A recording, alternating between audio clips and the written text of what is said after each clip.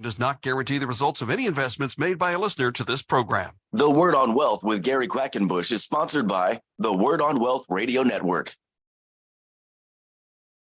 This is the Word on Wealth with Gary Quackenbush of GQ Law. Gary is a San Diego financial solutions attorney, protecting people like you. The Word on Wealth team of financial experts is here to answer your questions and help preserve your family's financial future. Now, here's Wendy Live. Wednesday Live. Welcome to Word on Wealth. This is Gary Quackenbush, your host, and I have with me my partner in crime on Wednesdays, and that is Ken Pecus of the Pecus Group at eXp Realty. He is a master real estate expert. He's helped me personally with real property and my family, so we like Ken a lot. And today's show is going to be just absolutely what you expect. It's going to be awesome. We're going to be talking about all kinds of fun things. Family investments, Prop 19, all kinds of stuff. Ken, how are you today? I am doing great. I'm doing great. I just got off the phone with somebody trying to sell one of my favorite listings right now. Oh, so why don't you just? Can I give a big radio pitch for this place? Absolutely, yes. All right. So it's like the best of all worlds. It's a Georgian estate in Bankers Hill. You know, that's the neighborhood right outside of downtown. But this beautiful home was expanded, and about 10 years ago, it was rebuilt from the inside out. So even though it's a historic home, it is as modern and as cool in its insides and what you experience as any other home. And one of the cool things about it is that it was given historic status after a massive expansion was done on the home and after the big modernization.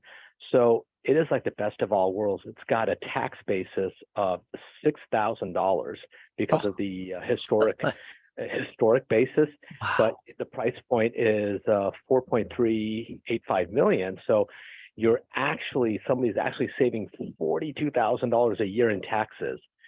And it is just the coolest place. It's got 3-car garage. It's got a garage lift. It's got just the coolest outdoor spa, sauna, shower. So I was just explaining it. I was just talking to an agent all about it and explained that. And it always gets me excited when I'm doing that. So there you go. It's out to the world now.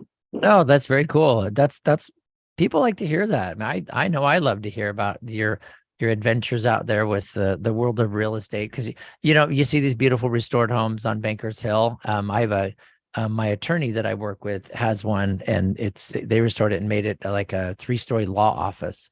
And you walk in and it's like literally, oh, this is so cool. Beautiful view. Yeah, they're fantastic. So wow, good job, man. Yeah, totally awesome. So anyway, I thought I'd slide that one in and score. Of course. Well, if you want to get a hold of Ken, so a couple of things is I want to give you Ken's phone number so you have that, so you can write that down, 619-977-8419. That's the first number. And then if you want to ask a question as we go along in the show, we're happy to take your calls. We do have a couple of lines open, 888-344-1170. Okay. So one thing that happened a couple of years ago on February 16th is the Prop 19 came down, and we wanted to go over that a little bit on today's show just to kind of set things up a little bit, kind of give you some ideas. Prop 19 is something that Ken gets to crawl around on his belly with all the time because clients want to know how that works. So he knows what he's talking about. I've done seminars on this stuff, so I know where I am at with that. It's relatively simple and horrible, but Prop 19, it has its good side and its bad side. It replaced a bunch of different propositions. It was like 58, 90, 193, 60, and 90 were all changed because of Prop 19, but Prop 13, everybody goes, oh my gosh, well, Prop 13, it's gone, right? I go, no, it's not gone. It's just the effect of it is different. It's changed. So what do we need to know about Prop 19 in your world, Ken? Well, in my world, I think what's really important is for people to understand a little bit of history. So if I can just go a little bit of the background, it gives you a better understanding of how Prop 19 evolved. And I thought we could talk about this really quickly and Sure. then go into Prop 19. So, and before I used to think that everybody knew what this was, but now I realize as we all get older, there's some people, and there's quite a few adults that actually don't know what Prop 13 was. And so Proposition 13 is something that those of us who lived in the 70s and 80s and 90s grew up, it was the taxpayer revolt in California. Mhm. And some people even credit it with bringing Ronald Reagan to the presidency because of how it kind of unfolded. So Prop 13 in California, it was a voter initiative for an amendment that rolled back all the property taxes in the state of California to 1975 values. Yep. And then moving forward, and this happened in 1978, and then moving forward, it prevented anybody that lived in the house after those values from having their property taxes go up any more than 2% of the previous year's property tax in any 1 year. The taxes were still 1% of the assessed value, and the only time that it would change would be on change of ownership, or if you did something substantial to your house. You added, you doubled your house, you added a second story, and then the assessor could come in and reassess. And the whole idea there is what was happening in California and maybe even happening in some other states today that doesn't have this protection, is that as you got older, you actually stopped being able to afford your house, because as people got older, they became senior citizens, their incomes became fixed, and all of a sudden the property taxes were so extraordinary that they ate up so much of people's disposable 90 seconds. month. So that did go, and that was a really great thing. So that's Proposition 13. It applies to corporations, it applies to individuals, it applies to residential, and it applies to commercial. It's any real property across the board. So Yep. That's Proposition 13. Then a little while later, actually I shouldn't say a little while, a lot while later, we had a proposition that was called Proposition 60, and then the follow-on was Prop 90. So Prop 60. 1 minute. Out. What ended up happening is you had all these people that were in their houses, and at a certain age they couldn't sell because they were going to sell, and their property taxes would go up, and so they were kind of held hostage to their properties. Right. So Prop 60 and Prop 90 allowed them to a vehicle out of their properties and into a different property. And so as long as you were 55 years and older and you bought a equal or lesser property, you can then move your tax basis, and you could do that once in your lifetime. So that's what Prop 60 and Prop 90 did. And it really helped a lot of people to be able to scale down from a big house into a condo, but the condo would have been a higher property tax. So it helped people along the way, but then one thing was still holding, and that's where Prop 19 came in. So we're going to talk about, so coming up next, what we're going to do is talk a little bit about how Prop 19 modified that, because what it did to 60 and 90 was actually good. You're listening to The Word on Wealth with Ken Pecus and Gary Quackenbush, and we'll be back to talk about Prop 19, a couple of the good changes, and then more coming up. You've got questions. We've got Look at that. Right on time. on Wealth with Gary Quackenbush Like of a GQ glove. Law. Gary's like a glove. With expert estate planning, trust administration, The fact that you know that line just made your cool factor go up even further. Like a glove. Oh, that was I love that movie so so much. funny. EQLaw.com. You're saving in it. There's actually rumors that Jim's trying to get a third one made. This is faith-based investing with interesting. Anthony Wright. I would not be opposed to it. No. He's one of my favorite comedians. I And love he would only That you're want saving for $50 million retirement to do it helps this time. Coaching. That's chunk change. liberal anti-family causes. It's the sad, dirty little secret of American investing world. And here's the good news, though. You probably also didn't know that just a few minutes of your time and we'll screen and clean your investments for you. There's no cost, no obligation. Learn the truth about your own investment mix. Then the choice is yours. Remember, the word says when God's money is in the hands of the righteous, the people rejoice. Well, we also are fiduciary investment advisor representatives. That means that our firm makes a pledge to always act in your best interest. Go to BibleSafeInvesting.com, download a free copy of my book, Faith-Based Investing, or call me at 931-RETIRED. And please don't forget, listen to Faith-Based Investing this weekend right here on Family Talk. Gary, our listeners are asking about trust disputes. and whether or not they'll actually get the inheritance they're expecting. I think that's a scary thing for most people because they feel like, if I ask my successor trustee, hey, where's my inheritance? You kind of feel like, oh my gosh, I'm being like rude or whatever, inconsiderate. But I'm telling you, if time goes on, if it's been like 60 days, 90 days, 120 days, that's too long to have heard nothing. You're supposed to hear fairly soon, like within a couple of months after someone's passed, you should be hearing from that successor trustee. And if you're not, I think there's an issue we need to address. So it's not like we're going to go screaming in there, filing lawsuits. We kind of use gentle nudges like, hey, do you know what you're doing? Successor trustee, we kind of want to help you do your job, and we help beneficiaries kind of get things straightened out. Call or click to request your free initial consultation. GQlaw.com, 855-500-TRUST, GQlaw.com.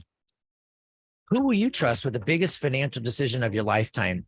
If you're planning to buy or sell a home in San Diego County, do what I do and work with the true San Diego real estate.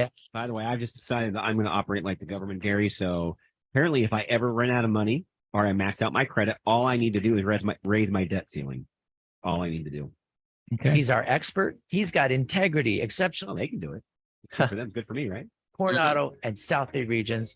These are just some of the reasons that Ken Pecus has completed hundreds of transactions. He manages a powerful team of professionals at the Pecus Group. From single-family attached homes to luxury high-value waterfront properties to apartment buildings, Ken Pecus is ready to help you avoid problems and costly mistakes. Learn more online at kenpecus.com. That's Ken Pecus, Pecus.com. Or call 619-977-8419. DRE number 010566969, brokered by eXp Realty. Feel like you're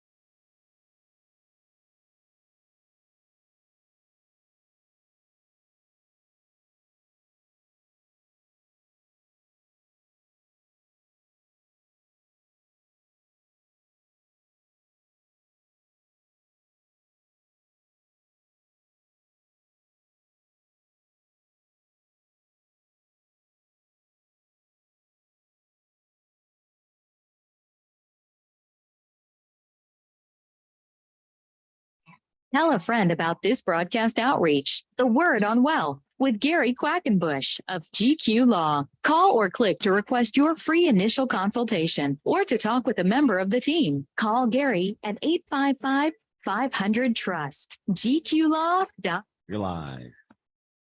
All right, it's Wednesday, and we are here with Ken Pecus of the Pecus Group.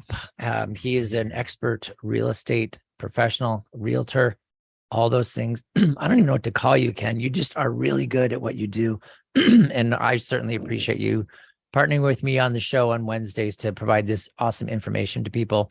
Okay, we were going over Prop 19 a little bit. And we're just going to talk about the good side of Prop 19, because 13 let you, if you wanted to like downsize or whatever, you could take your property tax. If you're over 55, you could take your property tax basis into a new home or property. If you're over 55, and you could do it once in your lifetime, as long as it was in the same county. However, Prop 19 said. However, so Prop 19 really opened it up. Prop 90, just so you know, opened it up to intra-counties within the state of California, as long as your county was cooperating with the other counties in the intra-county. And San Diego, LA, Ventura, Orange County, and Riverside were all cooperating with each other. So you could take your property tax basis from San Diego to LA or Palm Springs or vice versa. So that was an improvement also. Yeah. But Prop 19 actually did a lot of good for that particular aspects, and then they did a little other stuff that some people found questionable. So we'll leave that there. So we'll start with the good stuff, like you said. So Prop 19, it was passed in 2020. Once again, it was a voter initiative, And it now covers 3 different aspects. It covers seniors, age 55 and older. It covers disabled, and it also covers wildfires or victims of wildfires and or natural disasters. And that's important this year because so much of the state of California had a natural disaster claim again for the floods, for the heavy rain earlier. So there's more than just fire people that are affected this year, because ideally Prop 19 would apply to you if this was something you needed to do. So what Prop 19 did is it expanded Prop 60 and 90, and now it covers all 58 counties in the state of California. So you no longer have to wonder if a county is going to cooperate with another county. So the other thing you can do is you can buy first or you can sell first. So you don't have to sell and then buy. And that's really important because sometimes just the way the opportunity comes up, you just don't know which way it's going to go. And you have 2 years to complete the whole transaction. Meaning if you buy a place first, you have 2 years to sell your place and vice versa. So that gives a lot more flexibility. And once again, I like the spirit of that because it's working with people, because they realize that everything just can't be done on a artificial schedule. You kind of have to work through things when the timing is right. So that's a very important thing. The most important thing that I think that Prop 19 allows you to do, as at least from a standpoint of being a senior, it allows you to move your tax basis 3 times as opposed to just once in your life. So moving that tax basis 3 times gives you a lot of opportunity. And there's some people that move a lot, but for the majority of us after age 60, we're probably not moving more than 3 times, at least not our personal residence. So because this applies only to your primary residence, it does not apply to your investment property. There's a whole other way to look at that, but whether you look at exchanges or however you want to do it. The other part that Prop 19 does, and this is something that was really, really an improvement over Prop 60 and Prop 90, is it doesn't put the limit on you to buying the future place to be the same amount or less.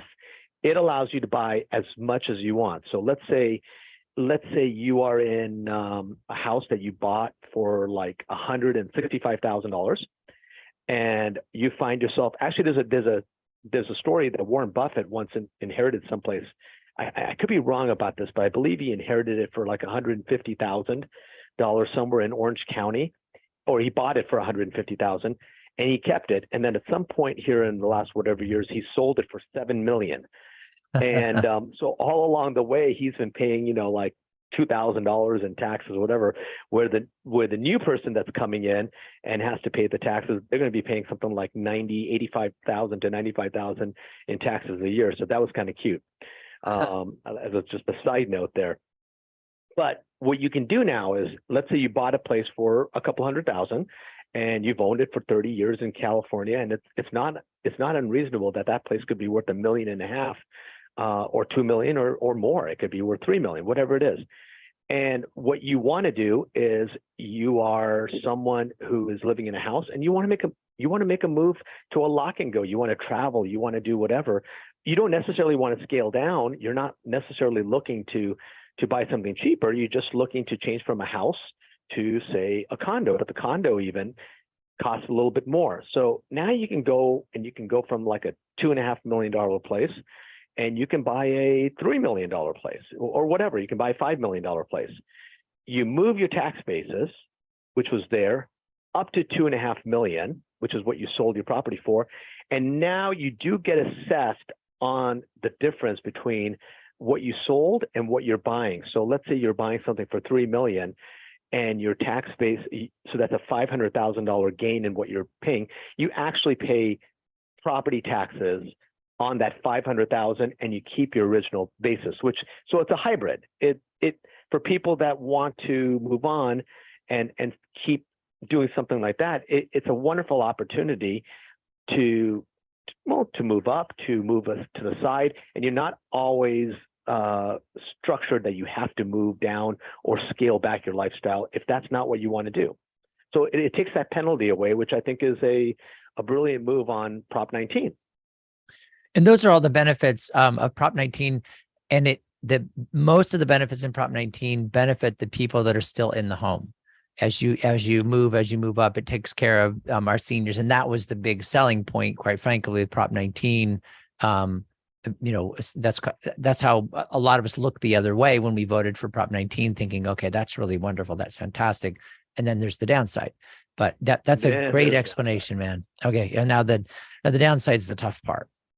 But I like I like what you're talking about. You just got to be careful and know about it. Cause I know, because the downside is like any commercial property transfers get reassessed, just everything. The only thing that applies, thing that people are so annoyed about is like, well, when does my parent-child exclusion, when does that apply? If I inherit a house from my dad and he's got a $100,000 basis on $1 million property, what is going to be my tax basis? And for property taxes under Prop 19, my property tax basis is going to be $1 million unless it was his principal residence and I make it my principal residence. Basically, the term is immediately after transfer. So that's the one time that parent-child now works. So as a result, Ken, I have people talking to me all the time. They go, okay, so how can I get around that? I say, you can't. Well, is there any way? What about a rental property? What about if it's not my dad's principal residence? He's got a $200,000 basis. It's worth $1 million.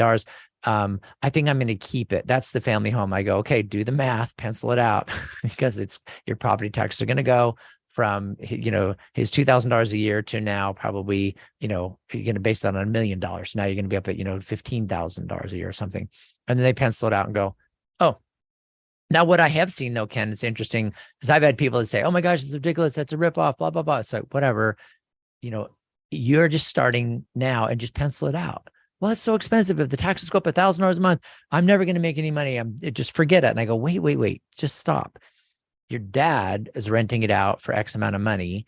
Could you rent it out for more? Could you improve it? Can you do something to it? Can you make it so that it's more valuable? And now you can pencil it out, because it's $1,000 more, but the revenues on that house are, it's like $6,000 a month. So why don't we talk about how that works? And then I've had a lot of people pencil it out and go, oh, okay, I can do that.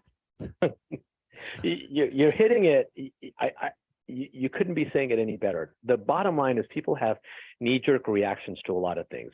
The reason, in my humble opinion, why this, I don't want to say. No, wait a minute, Ken, humble opinion? Just say opinion. Don't. I don't want you to go out on a limb here. Okay. I love it. Well, and this really didn't sail through. It barely got through, but the bottom line is it got through.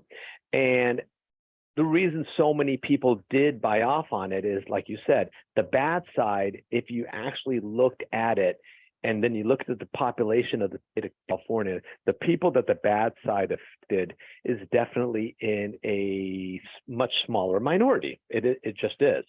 And there was strong support for this by the Realtor Association statewide. And I was trying to figure that out. I wasn't quite sure why the Realtor Association would support it as strong, especially with this. We liked the top part of it, but I thought the tough part of it would have been, a little more, right. Wouldn't have been so wholehearted. But then I realized, well, that's because so many people that had the parent-child exclusions that were coming up on property taxes, they kind of would be pushed into a position where they probably would sell their property. And so they would probably sell their property, adds to the stock of realtors. That's right. And they're like, hey, this is a win all the way around. Absolutely. Absolutely. If I'm being totally honest. Right. No, and that's totally the thing. By the way, if you guys want to be part of this conversation, it's 888-344-1170. We're here with Ken Pecus of the Pecus Group. As you can see, Ken knows his stuff. Think about it. How many realtors do you know that know so much about the law? I mean, Ken is teaching me. I've been doing this for 30 something years, and I do seminars on this, and I'm learning. I'm taking notes and going, oh, that's right. And, Ken's reminding me of these. How many of you guys have a real estate agent that actually knows this stuff like the back of their hand? I'm going to tell you, not very many, because I know a lot of real estate agents. Anyway, so this is cool. I love having these conversations with Ken, and wait till we get into the financial markets. It's like, wait, Ken, seriously, you know that stuff too? Anyway, Ken's number is 619-977-8419. All right. So, and I understand what you're saying, because the bottom line is there is very little sympathy for people that say, but wait a minute, I inherited this house. You know, if I inherit a house from my dad that's worth $2 million, I don't want to have to pay more taxes. I want my daddy's basis. It's like there's no sympathy because they go, what? It's not your house. You're inheriting it. What you had to do to get that house is you just had to wait to inherit it. You didn't buy it. You didn't do anything for it. You just inherited it. And the problem that we run into, the huge big challenge that I see constantly, Ken, is the situation where the son or daughter has lived in the home for their entire life and are still there when mom and dad pass away, and they're getting the house. And it's like, they haven't had a job. They've been taking care of mom and dad for the last 15 years. And now they're getting this house and the property taxes are going up. And that's when you go, wait a minute, there's some exceptions. And maybe we can take care of this. So let's talk about that a little bit more when we come back. And then I'm going to ask you some questions on families investing in properties together. You're listening to The Word on Wealth with Gary Quackenbush and Ken Pecus. You can get a hold of us at 888-344-1170. We'll be right back.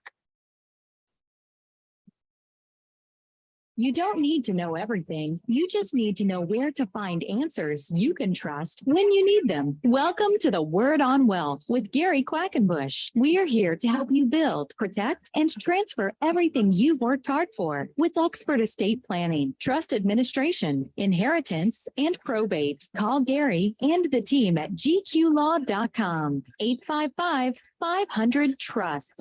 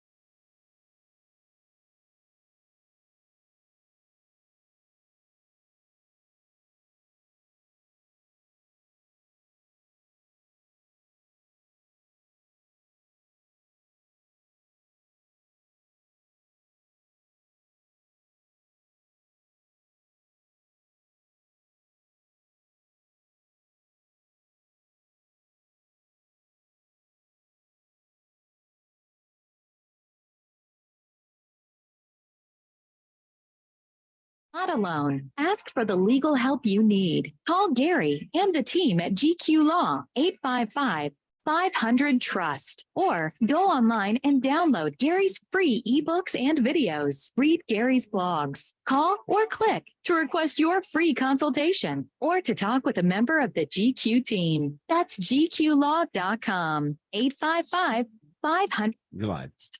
All right. Welcome to Word on Wealth. It's so good to have you along. We just love talking about real estate on Wednesdays. It's a big deal in San Diego. You live here, you talk about real estate. So this is fantastic. We have our expert, Ken Pecus, with us.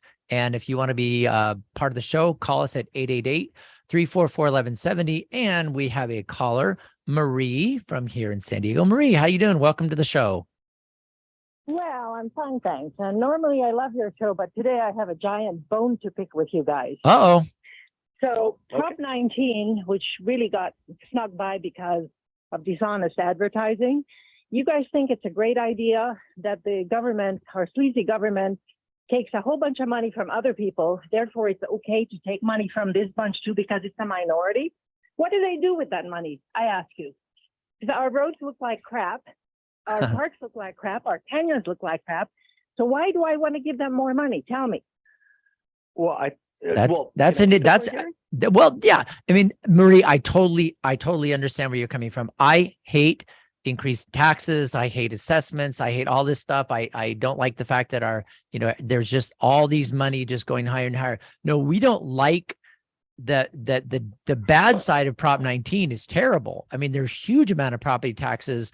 And you're right. What are they going to do with that? I would love to know what they're supposed to be doing with all this property tax revenues. They're supposed to be fixing our roads and all that. And I certainly haven't seen that. What we were just on the first part of the Prop 19 was there were some good things to it. Unfortunately, they stuck some really terrible things on it, which are an increase in tax.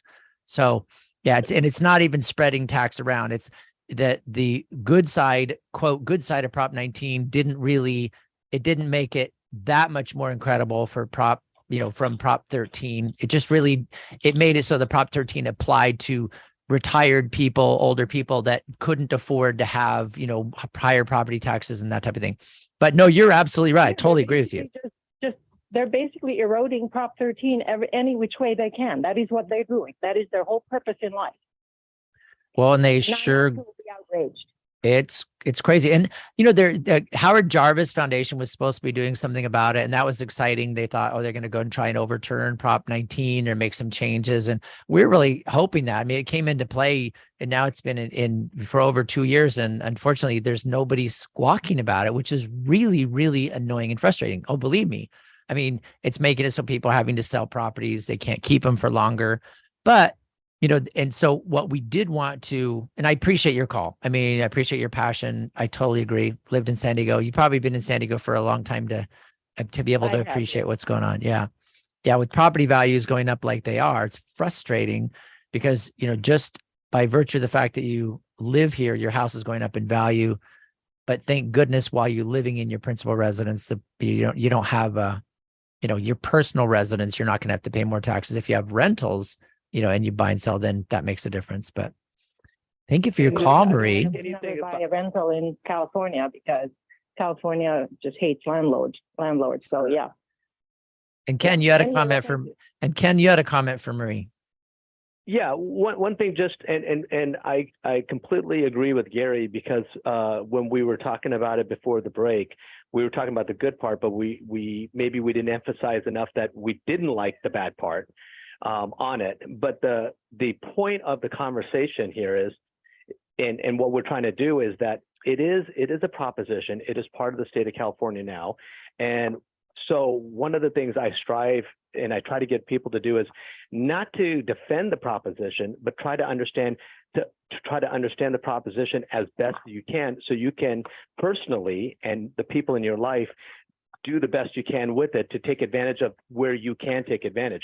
I mean, there's always to try to get the proposition overturned, try to get, there's a whole political side of it, but while it's in play, it's our job, it's my job. I feel very incumbent upon myself to make sure I try to get the explanation out to people. So if there is a place that benefits you, for instance, San Diego's median home price right now is $830,000. And if you're somebody like Gary was pointing out that was living in the property with your child or whatever, and you wanted to leave that property, the vast majority of people would actually be covered with no change in property taxes because get $1 million added on to the existing basis. And if a dad was going to send it to his daughter and she's going to continue to use that as a personal residence, it's not going to change her property taxes. We're going to be able to change the tax basis.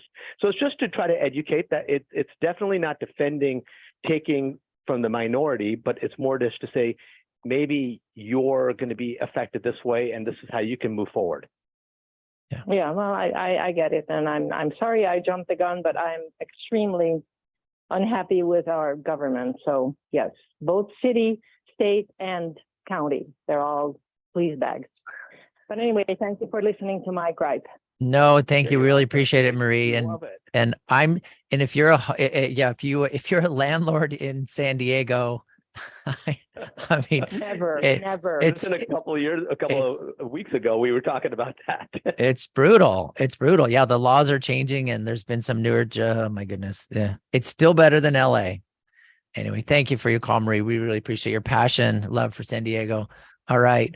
So so you can see the downside of Prop 19 is it used to be that anytime there's a transfer from a parent to a child by way of death is the main way I see it.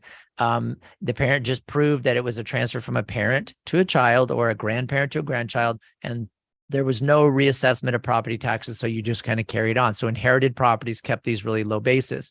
And then Prop 19 came and just literally just blew that up and made it so that basically all transfers of property at death, especially all transfers of property, get reassessed so that the property taxes are based or assessed on the new value of that property, the value at the date of death.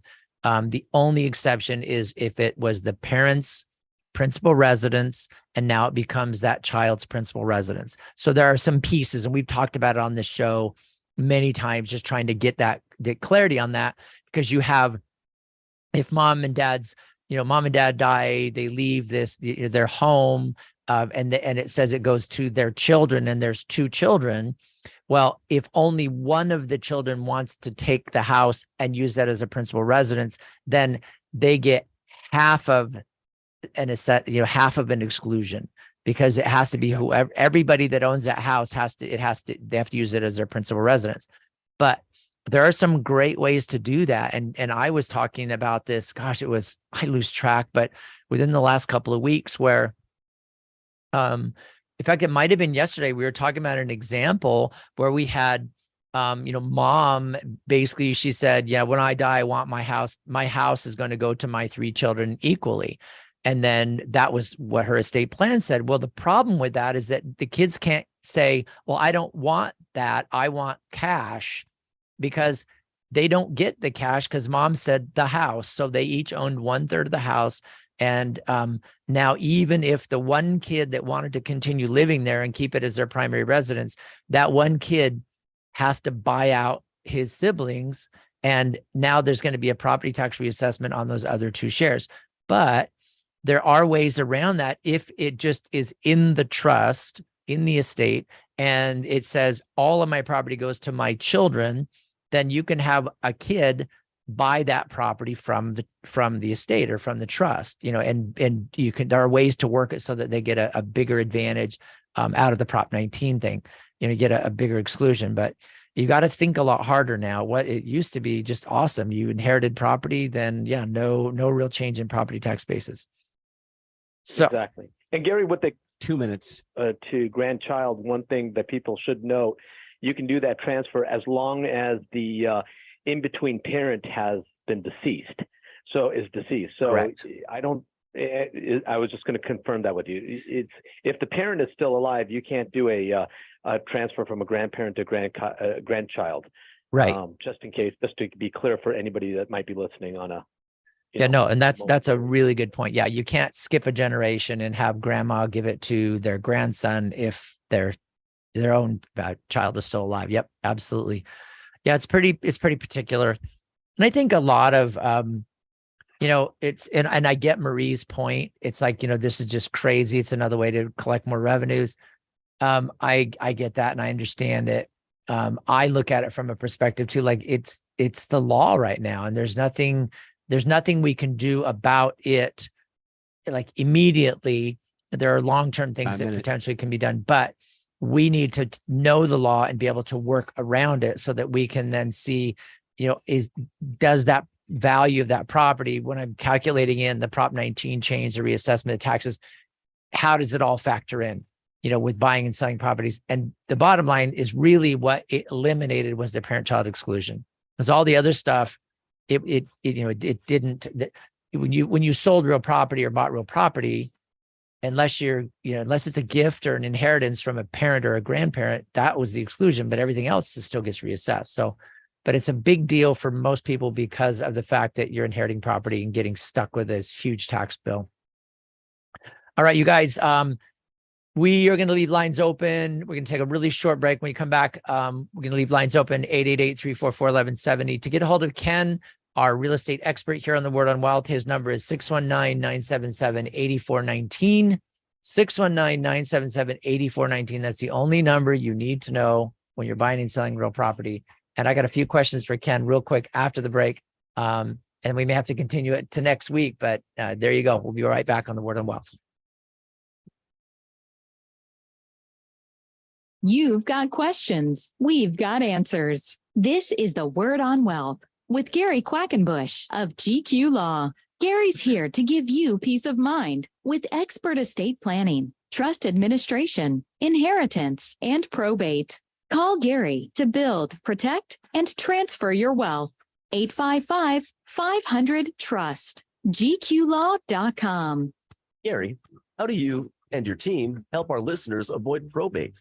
Well, first of all, probate is a process that involves attorneys, judges, and sometimes contesting parties. And so we try to avoid probate at pretty much all costs. The way we do that is setting up living trusts, setting up properly documented Dogs, cats, trial lawyers, everybody, bank accounts in that trust. So government officials.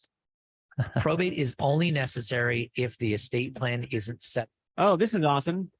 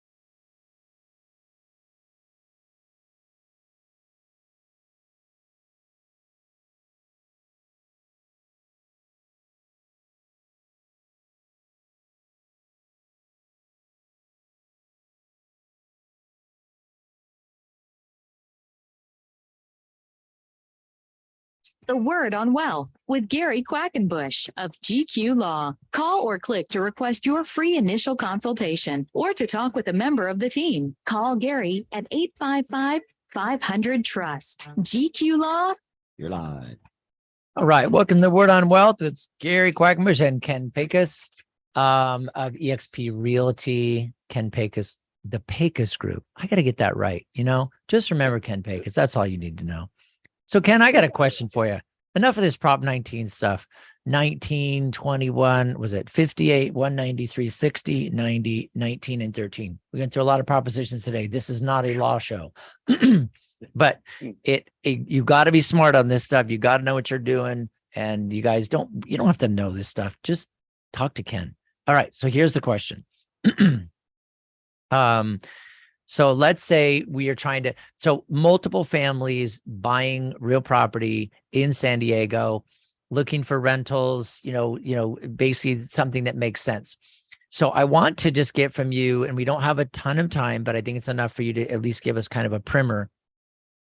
What are some potential options with families, families kind of investing in properties together? And by that, I don't mean, whether you should be an LLC or a corporation and all that. That's my deal.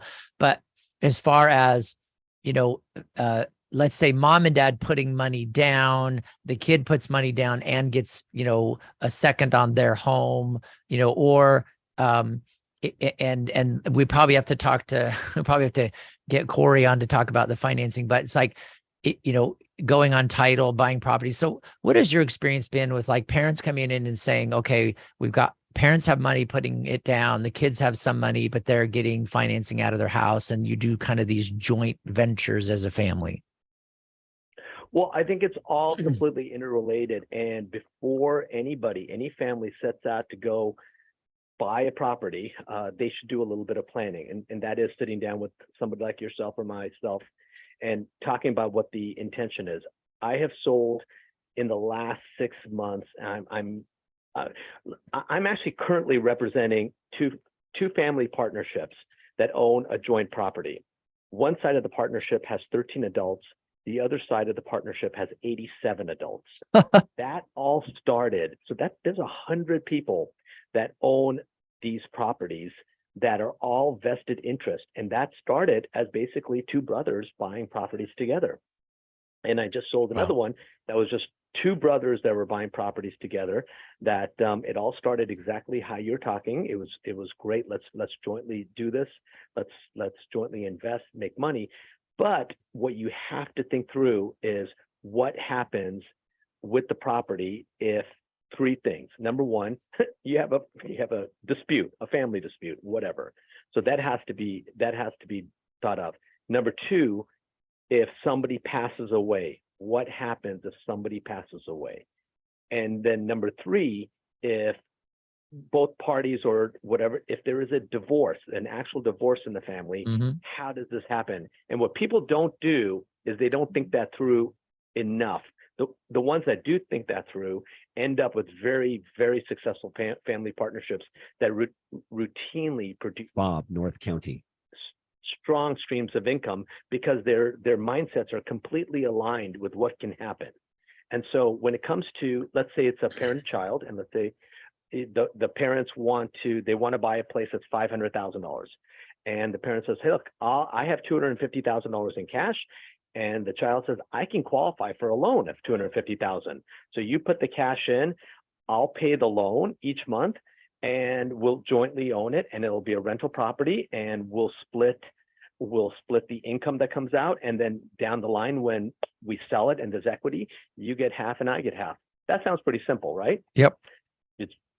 That is something that could absolutely lead to a problem, because if in the time before you ever sell it or before you ever do it, the parents die, do the parents have any other children that their ownership might have possibly gone to, or will their ownership default to this one child? Right. So that's something that happens all the time and people don't think through it.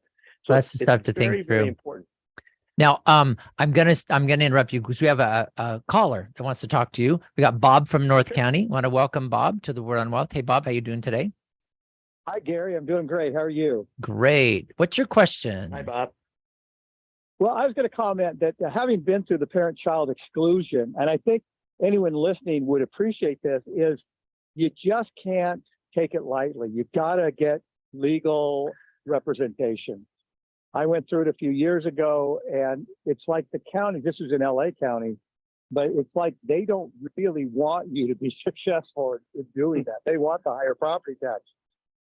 And I think anyone who's in that boat, even with the change in the law, you've got to get someone, because if you do anything wrong, they'll kick it back to you, or if you, or they won't give it to you at all. So I think in listening, I think everything you're saying is right on the money, but I think you really have to make sure you get someone to walk you through it who knows what they're doing.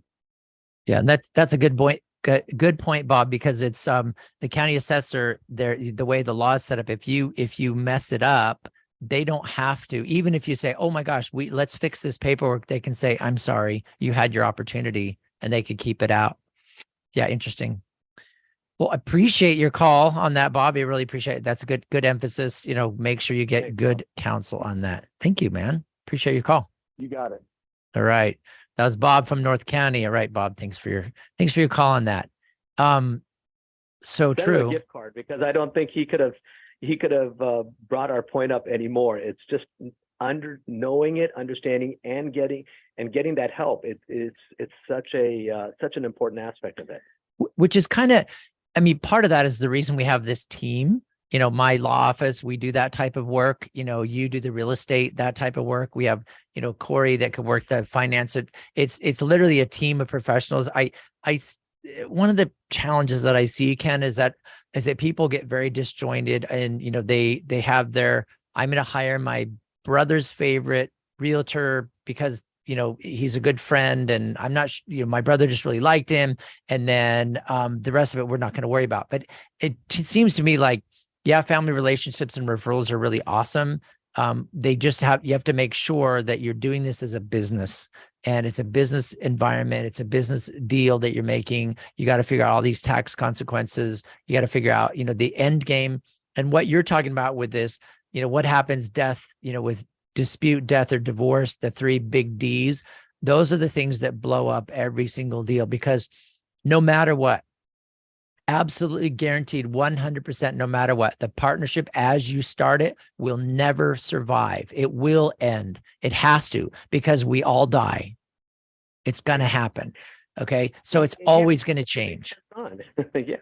Well, I would say you have to pull your big pants on. You have to be not afraid of having the tougher discussions, because the what ifs, you want to talk about the what ifs, you want to talk about death, you want to talk about people not agreeing, because if you talk about it all at the beginning, set up the plan, you're set for the most successful partnership after the fact. And most of the time, those are the partnerships that do not fail, because you took care of the what ifs. There's no fear on anybody's standpoint about how you're going to move forward. Because there's going to be property, there's going to be, whether it's units, whether it's condos, whether it's apartment buildings, whether it's a small commercial, there's going to be property that meets your goals in whatever you're trying to do, whether it's equity position, whether it's building equity, whether it's a cash weekly, whatever, whether it's security for your family. There's always going to be property that's going to fit that. But you have to understand, how are you going to survive during these 3Ds, like you said. Mm-hmm. Yeah, that's so true. And it's interesting when you were talking about, because that's one of the things that I think about it constantly, but it really gets missed a lot. Like, okay, you have one kid that's really good at investing, and parents kind of help out and they become partners with them, but then parents probably are going to die first. And when they do, then what? Do the other kids, did the siblings of this investor child, did they now own the property? That's something you got to really think about. Do they own it? Do they own a percentage of it? Or does that equity now go to the child that you're investing with? And how is that fair or unfair? But I think most of it is just something that just a discussion that has to be had. So I like the fact that of what you're talking about. So now let's talk about setting that up. So let's say a family does want to do that. Basically, they start out and say, here's kind of our idea. Here's what our intention is. They meet with you. They meet with me. They meet with us together, whatever. And we figure out, okay, Ken, here's our thoughts. What can we get? Do we have enough money? What if we have this much? And then we'll work out all the details. And you're the man that kind of helps us basically orchestrate the whole thing. Does that sound about right? That does. And with parent-child, it's very easy, because usually there's a mindset in the parent and why they're trying to do it. Most of the time when the parent-child, it's not necessarily strictly just for an investment. It is actually to better the child in where they're trying to go. But either way, you have to take about a minute the emotion away and look at it purely from a pragmatic stage and how this is all going to work out. So then it gets into financing, like you were talking about, like with Corey, because certain financing aspects allow a certain style of ownership. And so you have to see whether or not that ownership is going to fall in, depending upon what kind of style of financing you're going to have to pursue. Okay, that makes total sense. All right, Ken, this has been a fantastic discussion. We've covered a lot today. You guys, this is going to be, it's going to be created and made into a podcast. It's going to be on kcbq.com and kprz.com, or you can look at any podcast platform, whether it's Spotify, Apple, Google, and just look Word on Wealth. Remember the day you heard it. It's the Word on Wealth with Gary Quackenbush and Ken Pecus, and you can re-listen to this. Thanks to our callers, Bob and Marie. Appreciate you helping out and making the show even more exciting. Ken, it's been awesome. Hope you have a great rest of your day. All right, everybody. Talk to you tomorrow. Take care. Okay. Bye, everybody.